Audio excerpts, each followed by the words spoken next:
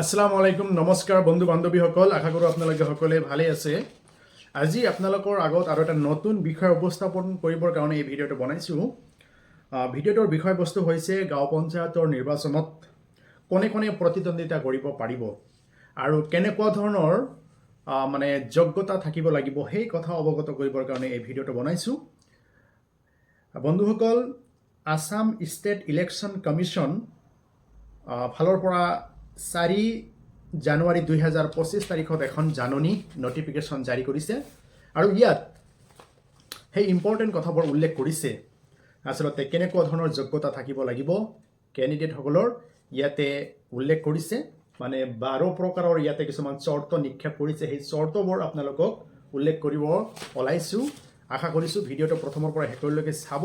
আৰু ভিডিঅ'টো শ্বেয়াৰ কৰি আপোনালোকৰ টাইম লাইনত ৰাখি থৈ দিব কাৰণ যেতিয়াই প্ৰয়োজন হয় আপোনালোকে উলিয়াই যদি কিবা কথা আপোনালোকে পাহৰি গৈছে জানিব পাৰিব eligibility conditions of a candidate for Assam Panchayat election 2025 as per Assam Panchayat Act 1994 section 111 and rule 62 ইয়াত কৈছে মানে কোনে কোনে ইলেকশ্যন খেলিব পাৰিব নাম্বাৰ 1 ক্যান্ডিডেটজন 21 বছৰ হ'ব লাগিব মনত ৰাখিব 18 বছৰ বয়সত এজন ব্যক্তিয়ে ভোট দিব পাৰে কিন্তু পঞ্চায়ত ইলেকশ্যন খেলিবলৈ হলে ব্যক্তিজনৰ 21 ইয়াৰ্স 21 বছৰ হ'ব লাগিব সেকেন্ড তাৰ পিছত যিজনে মানে ইলেকশ্যনত প্ৰতিদ্বন্দ্বিতা কৰিব খুজিছে তেখেতৰ ঘৰত বা তাইৰ ঘৰত ফাংচনেল স্যানিটাৰী টয়লেট থাকিব লাগিব ক্যান্ডিডেটজনৰ ঘৰত শৌচালয় ফাংচনেল স্যানিটাৰী টয়লেট থাকিব লাগিব স্যানিটাৰী বুজি পায় মানে ভাল মানে ডেকোৰেটেড এতিয়া ধৰক মানে পকি লেট্ৰিন থাকিব লাগিব শৌচালয় থাকিব লাগিব আৰু এই ক্ষেত্ৰত কি ক্যান্ডিডেটজনে এফিডেভিট এটা দিব লাগিব সাপোৰ্টিং এফিডেভিট যে মোৰ নাম ঠিকানা অমুক হয় মই গাঁও পঞ্চায়তৰ নিৰ্বাচনত ইলেকশ্যন খেলিব ওলাইছোঁ মোৰ ঘৰত ফাংচনেল স্যানিটাৰী টয়লেট আছে এই কথা কিন্তু এফিডেভিটত উল্লেখ কৰিব লাগিব তাৰ পিছত থাৰ্ড নাম্বাৰ কন্ডিশন ক্যান্ডিডেট অথবা তেখেতৰ স্বামী অথবা স্ত্ৰী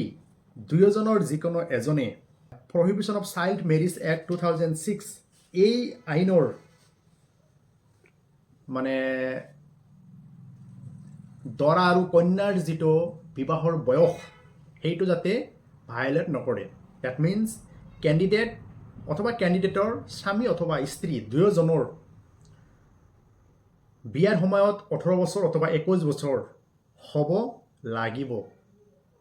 যিজনে ইলেকশ্যন খেলিব বিচাৰিছে তেখেতে যেতিয়া বিয়া পাতিলে বা তেখেতৰ হাজবেণ্ড বা ওয়াইফে যেতিয়া বিয়া পাতিলে দুয়োজনৰ বয়স তেতিয়া 18 বছৰ অথবা 21 বছৰ আছিল যদি ইয়াতকৈ বয়সবিলাক কম থাকে তেতিয়াহ'লে prohibition of child marriage act 2006 আইনৰ ধাৰা কি হল ভংগ হল গতিকে তাৰ মানে বাল্য বিবাহৰ লগত জড়িত হ'ব নালাগিব দুয়োজনৰ যিকোনো এজন নাম্বাৰ 4 এতিয়া আহিছে সন্তানৰ কথা মনত ৰাখিব এটা ডেট কৈছো 19/3/2018 তাৰিখৰ আগত যদি এজন বা এজনতকৈ অধিক স্বামী স্ত্ৰীৰ ফালৰ পৰা দুজনতকৈ বেছি সন্তান হৈছে অসুবিধা নাই কিন্তু 19/3/2018 পিছত যদি দুজনতকৈ বেছি সন্তান হৈছে সেই ব্যক্তি ইলেকশ্যন খেলিব নোৱাৰিব দুজন হৈছে ইলেকশ্যন খেলিব পাৰিব দুজনতকৈ বেছি হৈছে ইলেকশ্যন খেলিব নোৱাৰিব আকৌ এবাৰ কৈছো 19/3/2018 তাৰিখৰ পিছত যদি 3জন সন্তান হৈছে ইলেকশ্যন খেলিব নোৱাৰিব 4জন সন্তান হৈছে ইলেকশ্যন খেলিব নোৱাৰিব বা দুজন সন্তান হলে ইলেকশ্যন খেলিব পাৰিব দুজনতকৈ অধিক সন্তান হোৱা দম্পতীয়ে ইলেকশ্যন খেলিব নোৱাৰিব 5 যেনেকৈ আমি শান্তি ৰক্ষাৰ গোচৰ কৰোঁ গতিকে এই শান্তি ৰক্ষাৰ গোচৰত যদি কোনোবা ব্যক্তিক শান্তি ৰক্ষা কৰিবৰ কাৰণে অৰ্ডাৰ পাছ কৰিছে আৰু তেখেতক দোষী সাব্যস্ত কৰা হৈছিল তেনেকুৱা ধৰণৰ ব্যক্তিয়ে সেই দোষী সাব্যস্ত হোৱাৰ তাৰিখৰ পৰা 4 বছৰৰ ভিতৰত ইলেকশ্যন খেলিব নোৱাৰিব 4 বছৰ পাৰ হৈ যোৱাৰ পিছত ইলেকশ্যন খেলিব পাৰিব আৰু যদি কোনোবা সৰকাৰি চাকৰিয়াল ব্যক্তিয়ে চাকৰিৰ পৰা বৰখাস্ত কৰা হৈছিল তেনেকুৱা ধৰণৰ যদি ব্যক্তি হয়, গতিকে সেই ব্যক্তিজনে বৰখাস্ত হোৱাৰ তাৰিখৰ পৰা 5 বছৰৰ ভিতৰত ইলেকশ্যন খেলিব নোৱাৰিব। 5 বছৰ পাৰ হোৱাৰ পিছতহে ইলেকশ্যন খেলিব পাৰিব। তাৰপিছত 7, যদি কোনোবা ব্যক্তিয়ে বেংকৰ পৰা লোন লৈছিল, কোনোদিন পৰিশোধ কৰা নাই, তেখেতৰ বিৰুদ্ধে যাক দেউলীয়া হিচাপে ঘোষণা কৰা হয়, যিজন ব্যক্তিয়ে বেংকৰ পৰা লোন লৈছিল, কোনো দিন পৰিশোধ কৰা নাই আৰু তেখেতৰ নামত গোচৰ মোকৰ্দমা ৰুজু কৰিছে বেংক বা ফাইনেন্সিয়েল ইনষ্টিটিউশ্যন কৰ্তৃপক্ষই, তেনেকুৱা ব্যক্তি ইলেকশ্যন খেলিব নোৱাৰিব। আৰু যদি বৰ্তমান কিছুমান মানুহে লোন লৈ আছে, পৰিশোধ কৰি আছে, সেইবিলাক মানুহে ইলেকশ্যন খেলিব পাৰিব, অসুবিধা নাই। এতিয়া আপোনালোকে দেখিব বহুত মানুহৰ কি থাকে, লোন থাকে,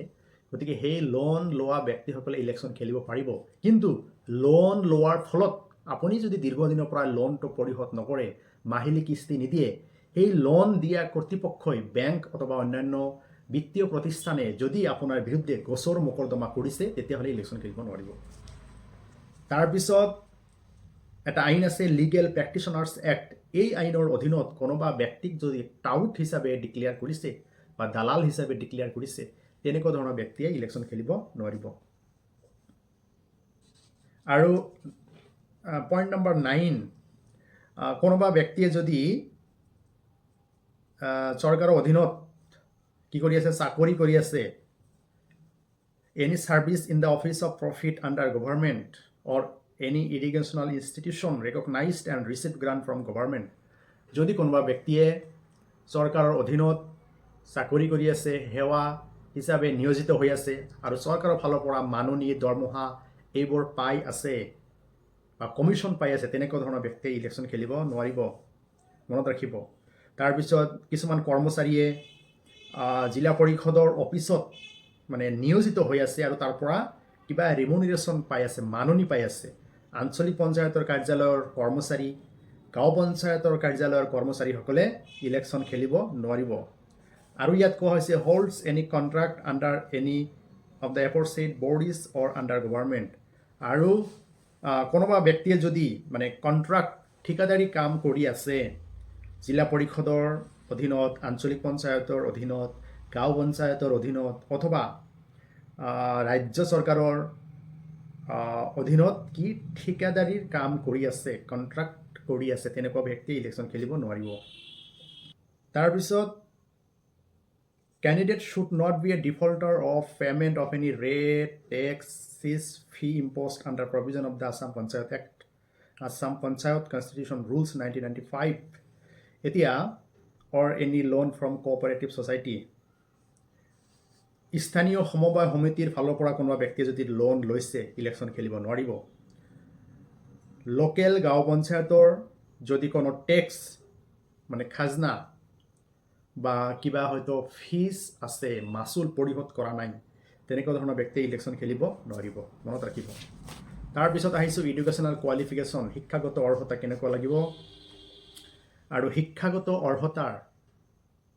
বিষয়ে উল্লেখ কৰি মানে প্ৰত্যেক কেণ্ডিডেটে এফিডেভিট, শপতনামা দিব লাগিব নমিনেশ্যন পেপাৰৰ লগত। যিবিলাক গাঁও পঞ্চায়তৰ মেম্বাৰ ইলেকশ্যন খেলিব বিচাৰিছে, যদি সাধাৰণ কেটাগৰী হয়, জেনেৰেল কেটাগৰী হয়, তেতিয়াহ'লে মেট্ৰিক উত্তীৰ্ণ হ'ব লাগিব অথবা ইকুইভেলেণ্ট এক্সামিনেশ্যন, এতিয়া মেট্ৰিক অথবা HSLC অথবা সমসাময়িক বৰ্ডৰ অধীনত হোৱা পৰীক্ষাত উত্তীৰ্ণ হ'ব লাগিব, যিটো সমসাময়িক বৰ্ডক নেকি আপোনাৰ ৰাজ্য অথবা কেন্দ্ৰীয় চৰকাৰে স্বীকৃতি দিছে। এতিয়া অসমত সেৱাৰ অধীনত HSLC হয়, এক্সাম হয়, গতিকে HSLC অথবা সম পৰ্যায়ৰ পৰীক্ষাত উত্তীৰ্ণ হ'ব লাগিব আৰু সেই সম পৰ্যায়ৰ পৰীক্ষাৰ বৰ্ডটো আপোনাৰ ৰাজ্য অথবা কেন্দ্ৰীয় চৰকাৰে স্বীকৃতি দিছে। কেন্দ্ৰীয় ৰাজ্য চৰকাৰৰ স্বীকৃতিপ্ৰাপ্ত বৰ্ডৰ পৰা যদি কোনো ব্যক্তিয়ে মেট্ৰিক অথবা সম পৰ্যায়ৰ পৰীক্ষাত উত্তীৰ্ণ হৈছে, তেনেকুৱা ধৰণৰ ব্যক্তিয়ে ইলেকশ্যন খেলিব পাৰিব। তাৰপিছত যিবিলাক ব্যক্তি SC, ST, OBC, MOBC, schedule caste, schedule tribe, OBC, আদাৰ backward community, MOBC, more other backward classes, MOBC, more other backward classes, SC, ST, OBC, MOBC সকলে আপোনাৰ আপ টু ক্লাছ 10 লৈকে পঢ়া হ'ব লাগিব। ক্লাছ 10ত উঠিলেই হ'ল, পাছ কৰিব নালাগে। ক্লাছ 10 লৈকে পঢ়া হ'লেই ইলেকশ্যন খেলিব পাৰিব। তাৰপিছত আহিছোঁ আঞ্চলিক পঞ্চায়ত, জিলা পৰিষদৰ সদস্যসকলে HSSLC তাৰমানে হায়াৰ ছেকেণ্ডেৰী পৰীক্ষা অথবা সম পৰ্যায়ৰ পৰীক্ষাত উত্তীৰ্ণ হ'ব লাগিব। আৰু সেই সম পৰ্যায়ৰ পৰীক্ষা বৰ্ডটো কেন্দ্ৰ অথবা ৰাজ্য চৰকাৰে স্বীকৃতি যদি দিছে, গতিকে জেনেৰেল কেটাগৰী হ'লে আঞ্চলিক পঞ্চায়ত, জিলা পৰিষদৰ সদস্যসকলে হায়াৰ ছেকেণ্ডেৰী বা সম পৰ্যায়ৰ পৰীক্ষাত উত্তীৰ্ণ হ'ব লাগিব। SC, ST, OBC, MOBC হ'লে আপোনাৰ HSLC মেট্ৰিক পৰীক্ষা উত্তীৰ্ণ হ'লেই হ'ব অথবা সম পৰ্যায়ৰ পৰীক্ষাত উত্তীৰ্ণ হ'লেই হ'ব। গতিকে এইকেইটা আছিল অসম ৰাজ্যিক নিৰ্বাচনী আয়োগৰ পৰা 4 জানুৱাৰী 2025 চনত জাৰি কৰা জাননীৰ কিছুমান ইম্পৰ্টেণ্ট অংশ। ইয়াত বিভিন্ন কথা আপোনালোকক অৱগত কৰিলোঁ। যদি আপোনালোকৰ ভাল লাগিছে, লাইক, কমেণ্ট আৰু শ্বেয়াৰ কৰিব। আৰু ভিডিঅ'টো শ্বেয়াৰ কৰি আপোনালোকৰ টাইম লাইনত ৰাখি থৈ দিব, কাৰণ কিছুদিন পিছতে আপোনালোকৰ প্ৰয়োজন হ'ব। ধন্যবাদ, শুভৰাত্ৰি।